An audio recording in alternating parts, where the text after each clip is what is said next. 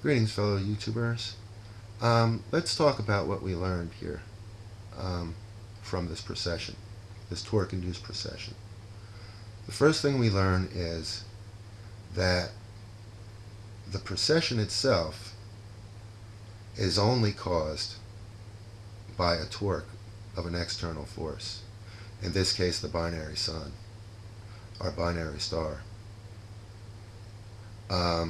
Without it, we wouldn't have sufficient energy to get us through that last little wobble, because when the magnetic fields in the sun and the interaction between the sun and the other sun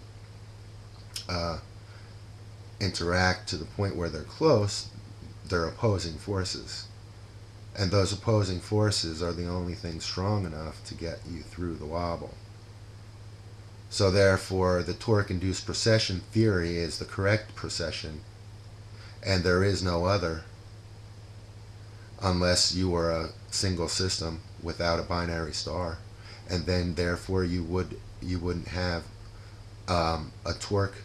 such a torque induced on the axis, because the axis you would slow and you would lose momentum, and therefore there would be no force to bring the momentum back up, and the top would tumble over.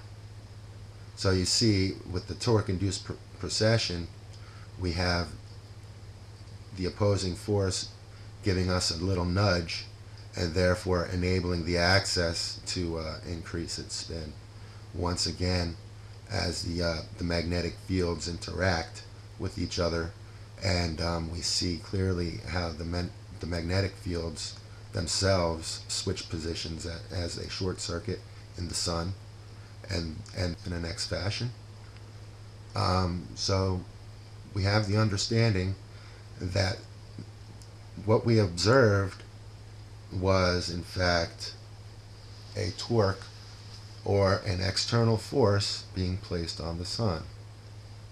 So therefore, we don't need to see it in order to know it's there. Okay? Believe me, there's pictures. If you really look and if you really open up your mind and believe some of the things that you see, rather than say none of it is real, then you'll understand. And once you embrace the fact that it is true, then you learn things that bring you through, that bring you to testimony. I am a witness. I am telling you what I have learned through my observations, as they have also taught us from their observations in the past. You don't have to be a rocket scientist to understand. So for one of the YouTube guys who keeps nagging me, where is it, where is it, where is it? You know, if you just open up your eye, you'll find it. Okay? And that is if you actually want to find it. You have to want to find it. We have the time frame you want to look for it. I suggest you search between December 25th, 2010 and March to the present day, March 16th, 2010. All the pictures that have been taken of the sun.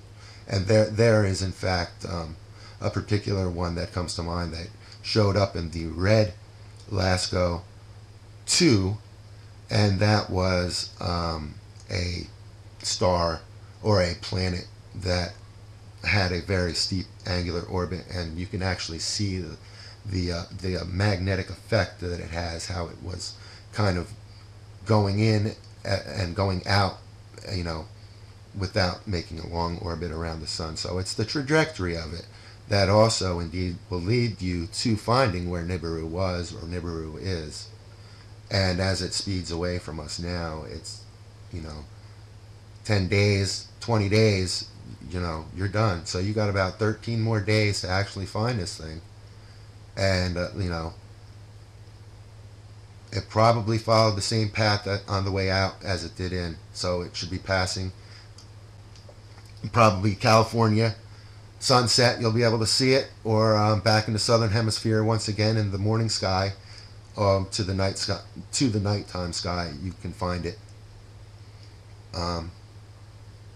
The ecliptic of Venus comes to mind. This was a Mayan clue when they were describing 2012. They talked about the ecliptic of Venus.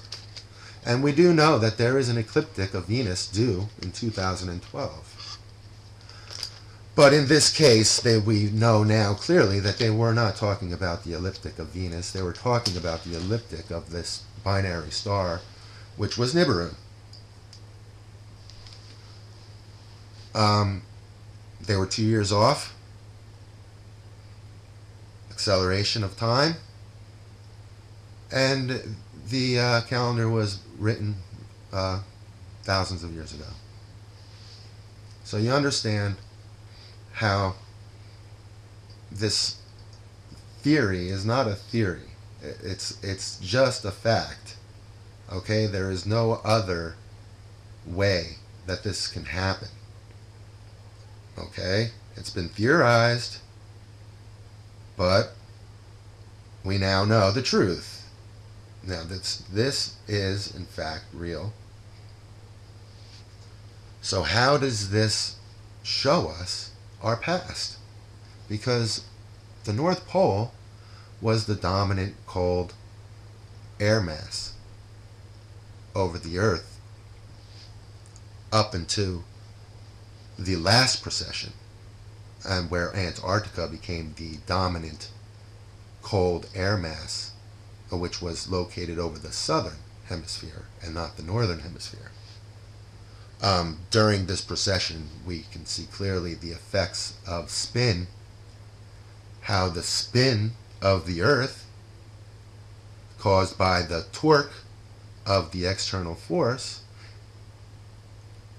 affects our atmosphere. The atmospheric conditions are a direct relationship to the spin of the Earth. So over the last 100 years since we've been alive, we've noticed a change.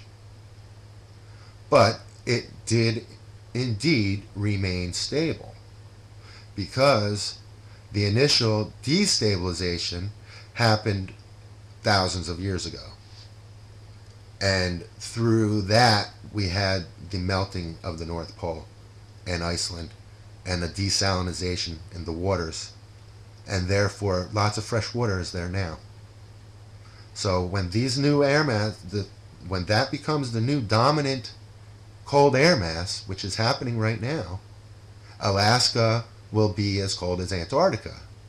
But also, you must remember, through desalinization, the fresh water that is available will freeze at a much faster rate.